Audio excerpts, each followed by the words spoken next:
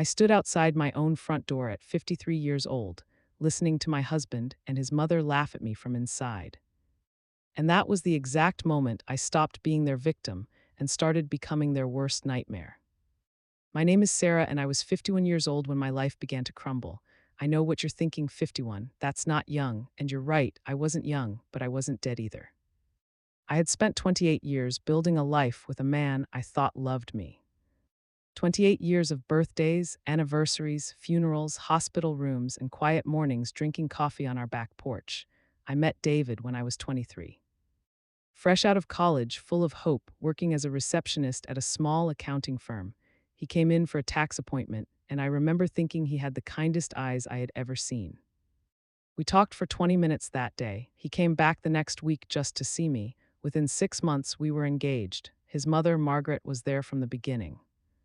She was a widow, David was her only child, and she made it very clear that no woman would ever be good enough for her son. But I was young and in love, and I told myself she would warm up to me. She didn't, not in 28 years. David and I built a nice life, nothing extravagant but comfortable. He worked as a project manager for a construction company. I became a real estate agent and actually did quite well for myself. We had 2 children, both grown and moved out by the time I turned 50, a daughter in Chicago, a son in Denver. We were empty nesters, finally able to focus on each other, or so I thought. It started with small things, things I convinced myself were nothing.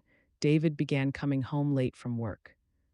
Not terribly late, but 30 minutes, 45 minutes. He said traffic was getting worse. I believed him. Then he started getting texts at odd hours. He would glance at his phone, smile, and then put it away. When I asked who it was, he said, "Just Mark from work. You know how he is." I didn't know how Mark was. I had never met Mark. Then there was Margaret. She started coming over more often, every day almost. She had a key to our house. David gave it to her years ago for emergencies, and she began using it like she owned the place. I would come home from showing a house, and she would be sitting in my living room, drinking my coffee, rearranging my throw pillows. She would say things to me like, "Oh, Sarah, I moved your picture frames. That wall looks so cluttered."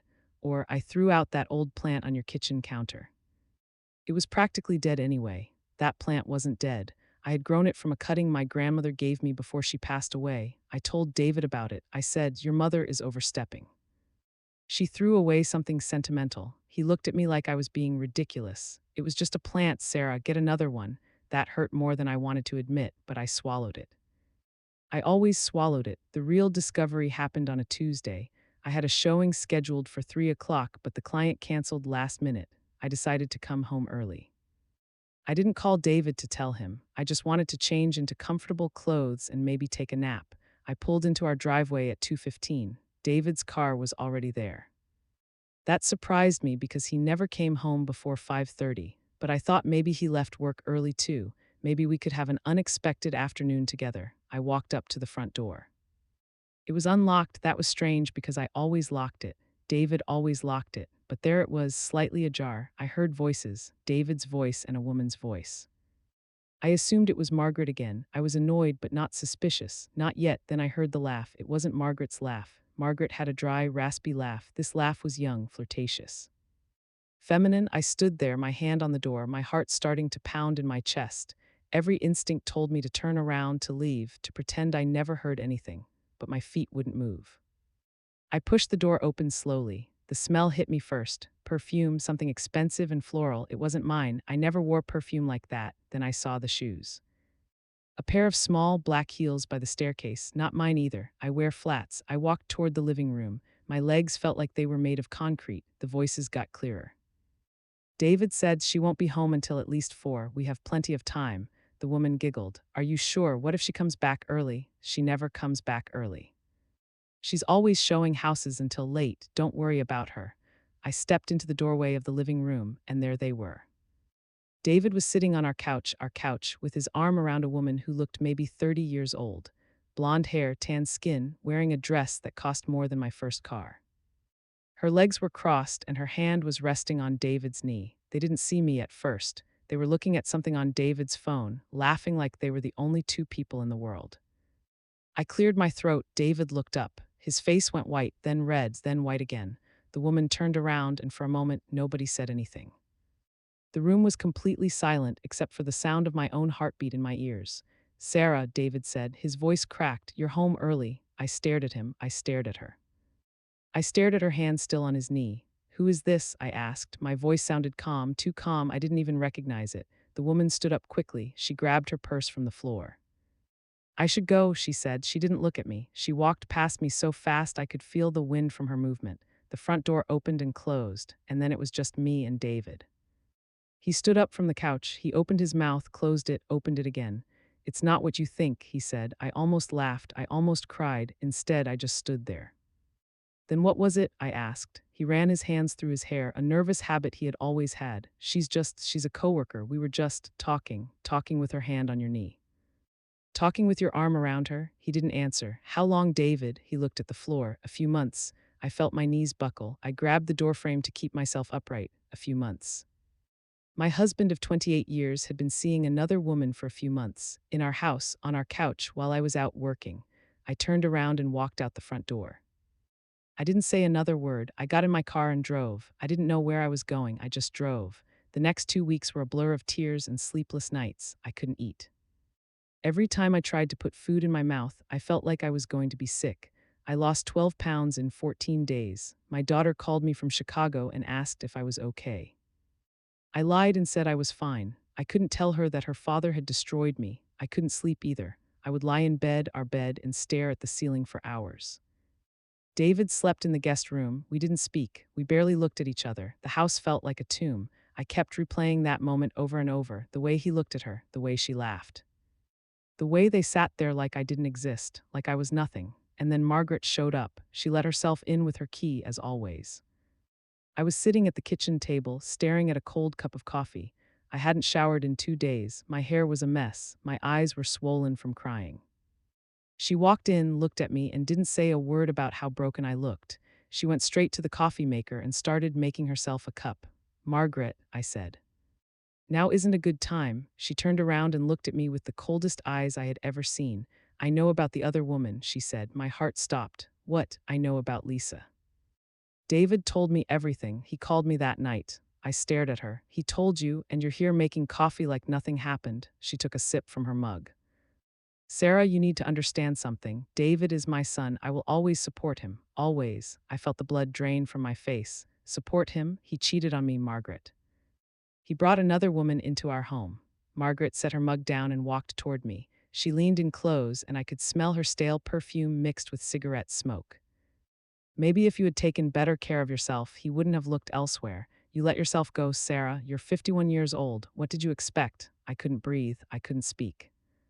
She continued, her voice dripping with venom. My son deserves to be happy. If that woman makes him happy, then I'm happy for him. You should be grateful he hasn't left you yet. And then she walked out, just like that. She said those words, picked up her purse, and left me sitting there alone at my kitchen table with a cold cup of coffee and a heart that had just been shattered into a million pieces. I sat there for 3 hours. I didn't move. I didn't cry. I just sat there staring at the wall, repeating her words in my head. Maybe if you had taken better care of yourself, you let yourself go. What did you expect? That night, I heard David on the phone in the guest room. I crept down the hallway and listened through the door. He was talking to Lisa. She's a mess, he said. She just sits in the kitchen all day. It's pathetic. There was a pause. Lisa must have said something. I know, David said. I should just leave her. My mom says the same thing, but we have so much history. I feel guilty. Another pause. You're right. You're always right. Okay, I'll figure it out. I love you too. I walked back to the bedroom. I closed the door quietly. I lay down on the bed and stared at the ceiling. And then something shifted inside me. It was small at first, a tiny spark in a sea of darkness, but it grew into a flame. I thought about my children. I thought about my career. I thought about the 28 years I had given to this man and his horrible mother. I thought about all the times I had swallowed my pain, all the times I had looked the other way, all the times I had convinced myself that I wasn't worthy of better. I thought about Margaret's words.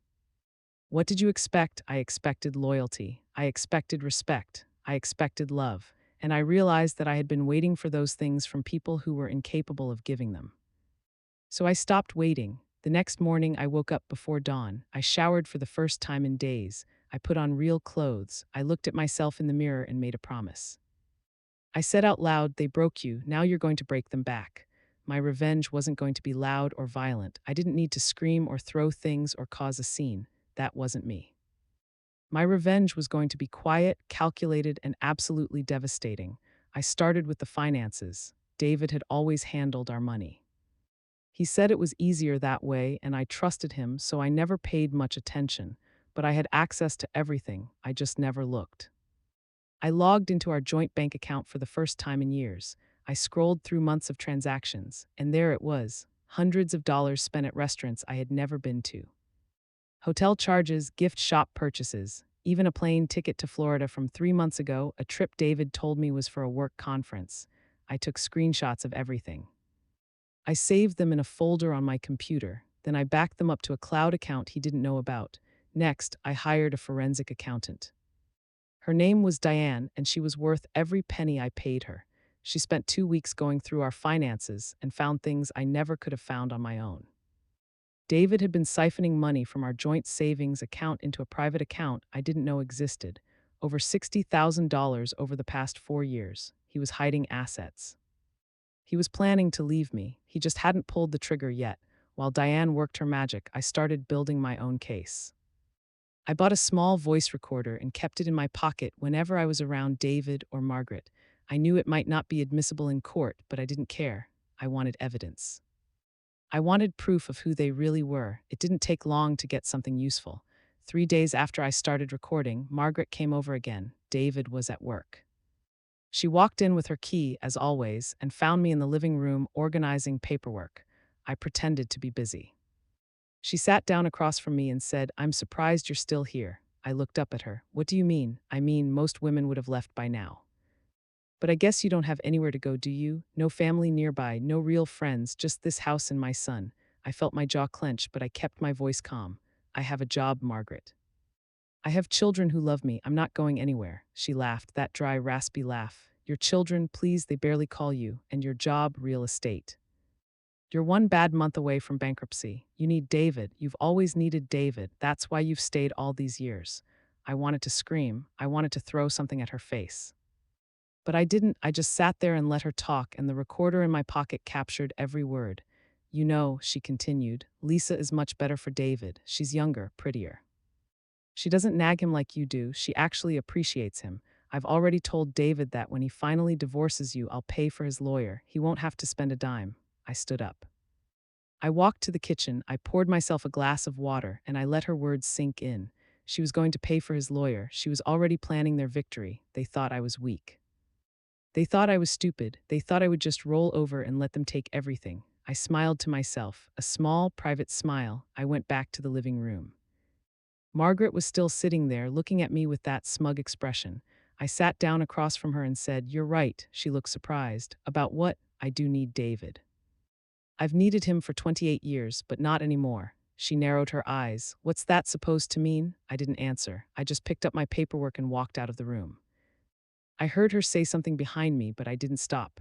I closed my bedroom door, sat down on the bed, and pulled out my phone. I called a divorce attorney, the best one in the city. Her name was Patricia, and she had a reputation for destroying men who thought they could cheat and walk away with everything. Patricia came to my house the next day. We sat in my home office and I showed her everything. The bank statements, the screenshots, the hidden account, the voice recording of Margaret. She listened to the recording with a stone face. When it ended, she looked at me and said, "This woman is a nightmare." I nodded. "She's also his co-conspirator. She's been hiding his money. She just admitted on that recording that she would pay for his lawyer." Patricia smiled. It wasn't a warm smile. It was the smile of a predator who had just found her prey. "Sarah," she said, "we're going to take them for everything." Over the next 6 weeks, I became a different person. I got up every morning at 5. I worked out. I ate healthy. I dyed my hair. I bought new clothes. I started wearing lipstick again. Every time I looked in the mirror, I saw a woman who was taking back her power. David noticed. Of course he noticed. He started watching me with confusion in his eyes. He tried to talk to me. He tried to apologize. He said things like, "I made a mistake. I want to work things out." I would just look at him and say, "Okay," and then walk away. No emotion, no anger, no tears, nothing. That scared him more than anything else. One night he came into my bedroom. He stood at the foot of the bed and said, "You're acting strange. What's going on with you?" I was sitting at my vanity, brushing my hair. I looked at him in the mirror and said, "Nothing, I'm just taking care of myself. Are you seeing someone else?" I almost laughed. "No, David, I'm not seeing someone else."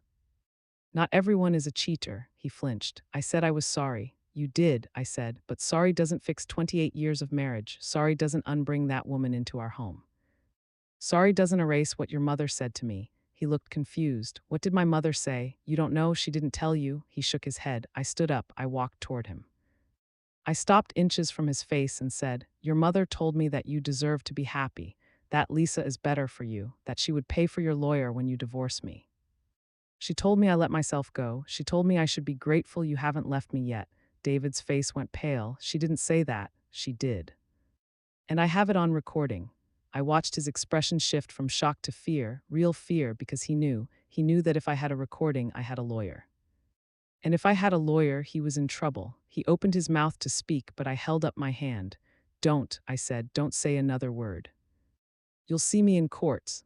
I turned around, walked back to my vanity, and continued brushing my hair like nothing had happened. David stood there for a full minute speechless before he finally turned and walked out of the room. That night, I slept better than I had in months. The karma moment came 6 months later. I had filed for divorce. David had been served with papers at his office. Margaret had been served with a subpoena to testify about her knowledge of the hidden assets. The look on her face when the process server showed up at her front door was something I would cherish forever. The day of the final hearing arrived. I walked into that courtroom with Patricia by my side. I was wearing a navy blue dress. My hair was styled. My makeup was perfect. I looked like a woman who had nothing to lose and everything to gain. David sat at the other table with his attorney. Next to him sat Margaret. She was wearing black like she was attending a funeral. Maybe she was, the funeral of her son's marriage. Or maybe the funeral of her own arrogance. Lisa was not there. She had disappeared 3 months earlier when she found out David was about to lose everything.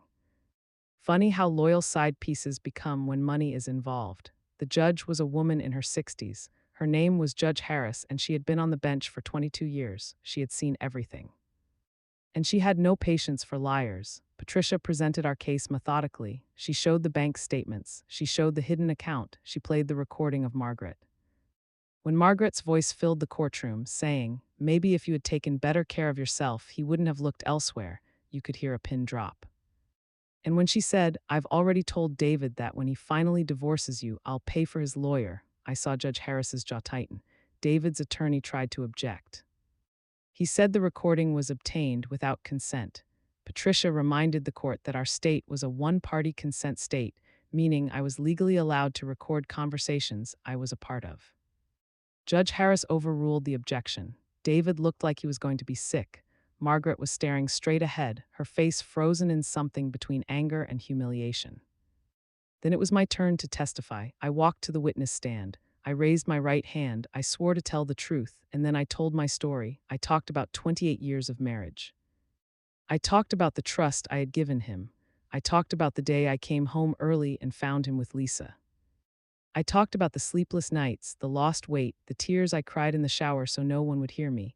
I talked about Margaret's constant criticism, the way she rearranged my furniture, the way she threw away my grandmother's plant, the way she looked at me like I was nothing. I talked about the recording, the hidden money, the secret account, the plane ticket to Florida for a work conference that was really a vacation with another woman.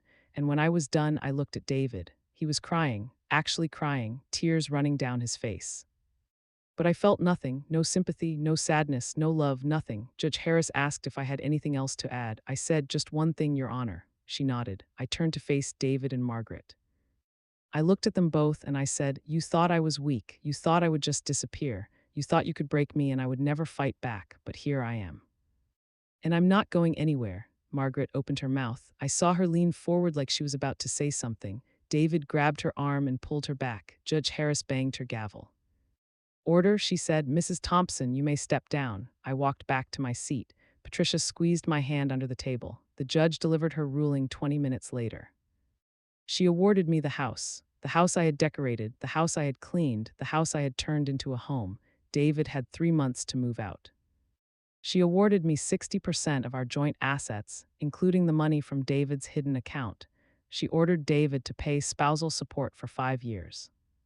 And she ordered Margaret to pay my legal fees, all of them, as a penalty for her role in hiding marital assets and her blatant interference in the marital relationship. Those were her exact words.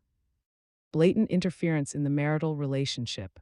I watched Margaret's face when the judge said that. The color drained from her cheeks. She looked like someone had just punched her in the stomach.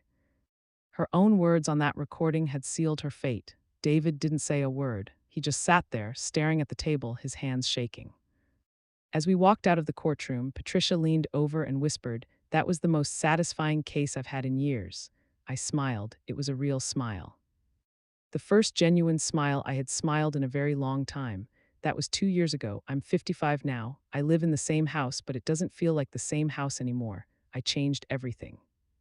The furniture, the paint, the curtains. I threw out the couch where David sat with Lisa. I burned it, not metaphorically. I literally dragged it into the backyard and set it on fire. My neighbors still talk about it. My children know the truth now. My daughter flew in from Chicago and hugged me for 20 minutes without saying a word. My son called me every day for a month just to check on me. They don't speak to their father much anymore. That's his loss, not mine. I still work in real estate. I'm actually doing better than ever. Something about almost losing everything made me hungry. I closed more deals last year than I had in the previous 5 years combined. Margaret moved to Florida.